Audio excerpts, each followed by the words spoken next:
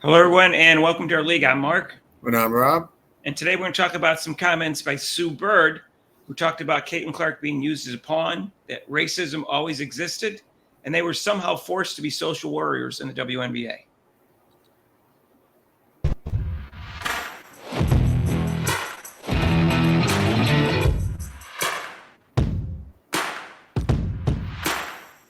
And hey, if you haven't subscribed to our channel yet, please do so, hit the notification bell when you do, so you get notified of our next video. And Rob, we're almost close to 5,000, and we need your help. Real close. So Sue Bird made some recent comments, some of which I agree with, and some of which I completely disagree with. Right. First, she started out by saying that she's saddened by the fact that the conversation about the WNBA is more focused on Clark and how she's treated by Black players throughout the league and not in the actual basketball being played. And Rob, whose fault is that? If they treated her fairly and normally, that wouldn't have happened. But all right, but be that as may, let's get to the exact quote that she has. She said, "Racism has been impacting the WNBA well before this year. This is not a new thing. In that way, I think Caitlin is being used as a pawn. Caitlin didn't bring racism to the WNBA. This has been happening. And that, I think, has been a shock for all of us. The other people are surprised with this. We've been trying to tell you." I'm not sure why she says, I think this has been a shock for all of us. She already knew that, but she's saying it's a shock to them. I wasn't doubting that there's racism in the WNBA before this. I'm doubting whether or not it's not popular because of racism, Rob, because people gave it a chance. And in fact, the first 6 years in the league were its most popular, and it's went downhill after that. And that's because the quality of play sucked. It had nothing to do with the fact that it was predominantly a Black league. If that was the case, they wouldn't give it a try in the first place. They knew it was predominantly a Black league before they gave it a try. Right. So and so I don't agree with her on that sense, but I'm sure racism is involved in the league, but I'm not sure it's all the way that the Black players are saying. I think there's racism from Black players to white players. They're the minority. Yeah. For the first time, the Blacks are the majority.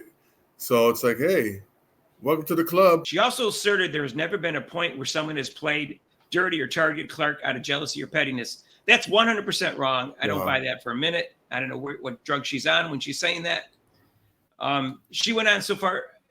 She went. Well, hold on, Mike. Let's talk about that. So, she was saying how it's just normal for people to, because she's such a good player, to pick her up at full court and the teams design defenses against her, and that's part of the basketball. Well, but the whole thing is, when she came to the league, they were saying she wasn't that good. If she wasn't that good, why are they pressuring her? Why are they double teaming her? If she wasn't supposed to not that good. 17% of the flagrant fouls in this league has been against Caitlin Clark, so that's not even true what she's saying.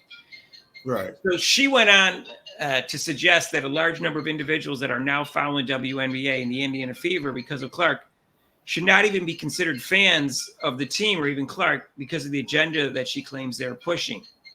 Which I agree with that part. Those are trolls. They probably have some kind of racist agenda.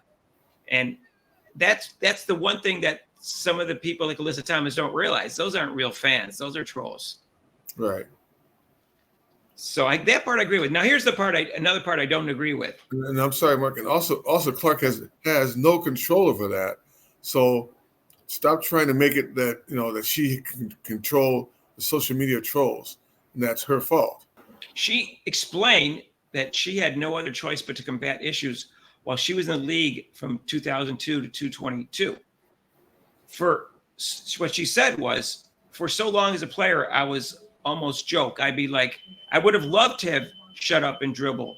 In many ways, I would have loved to have been valued as a basketball player. I would have loved to have been spoken about just for my play. I think everybody in the league can say that, but nobody ever let us do that. So what happened? We started to build a backbone, a little bit of an identity.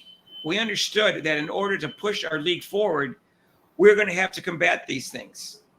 Now, my first question is, what things is she talking about that they need to do this? Right. I don't understand. No one in the league can say, nobody let us do what? Not just play basketball? They're the ones that have been pushing social agendas. So how is it the fans' fault? They just wanted to watch basketball. They made it about them being social warriors in this league. The fans didn't. So she's delusional.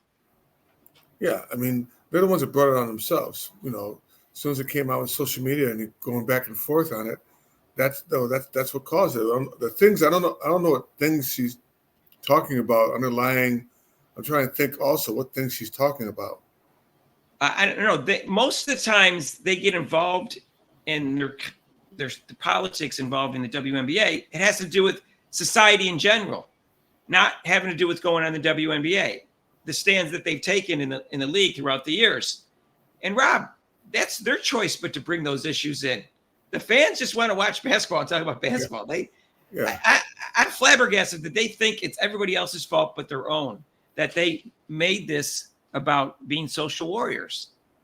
That's what's turning off fans, is because they decided to take stand on social issues that people didn't want to associate with sports. They just want to watch basketball. They just want to have fun with sports. It happened in football. It happened in the NBA, and it happened in the WNBA. And the fans didn't like it in football either. Ratings went down when they started not standing for the national anthem, Rob. So it isn't just a WNBA thing. And same thing with the NBA. It suffered some in popularity when they started taking more and more social warrior stands. So Right. I have no idea what she's talking about, how this is unique to the WNBA. Yeah, it's like I said, that's why they're fans. They just want to watch baseball, football, basketball, and just leave all that other stuff alone. We don't really care about that.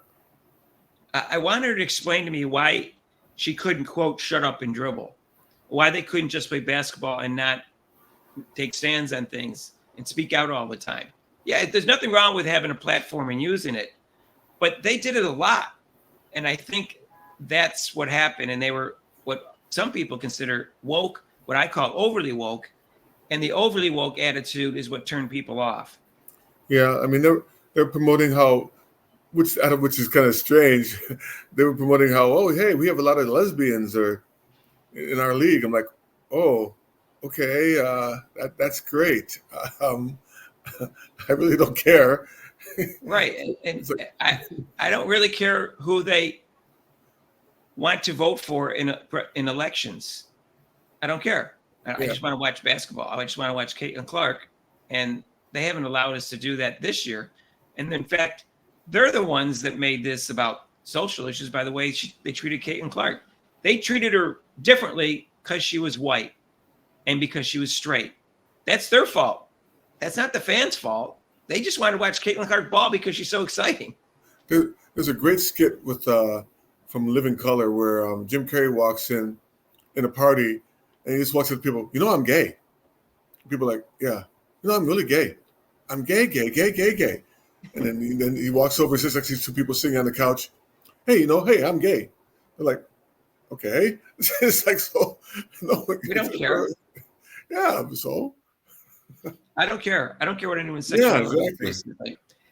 I wish they thought less about it, because if they did, they wouldn't be social warriors so often and they wouldn't turn people off. Right. That's as simple as that. They want more fans. They need to tone it down. I'm not saying never take a stand. If something's huge and really important and big, yeah, once in a while take a stand. But to do it all the time, that's going to turn fans off, Rob. It just is. Be proud about be proud about, not just because you're gay, just be proud of who you are as a person. Doesn't matter what race, religion, color, whatever you like, just be proud about yourself. And that's fine. That's what people care about. Right. Well, let us know what you think down below. I'd really like to hear your comments on this topic. Oh, there's more than one topic. She had like 3 different topics in one. Right. Is she being used as a pawn? Yeah, it's not Caitlin Clark's fault that her fans, and not even fans, it looks like some trolls are being racist in the league. And, that shouldn't exist. And Alyssa Thomas shouldn't hear racist comments. Some of the criticism of Alyssa Thomas, though, is that she's the dirtiest player in the league. So maybe she should play a little less dirty and she will get less criticism. Again, that doesn't mean she should get racist criticism, but she's considered the dirtiest player in the league. And she's not getting it because she's black, the criticism. Some of it's because they just think she's dirty. The way she acts, yeah. Bill Laimbeer got a lot of crap for being a dirty player, and he was white.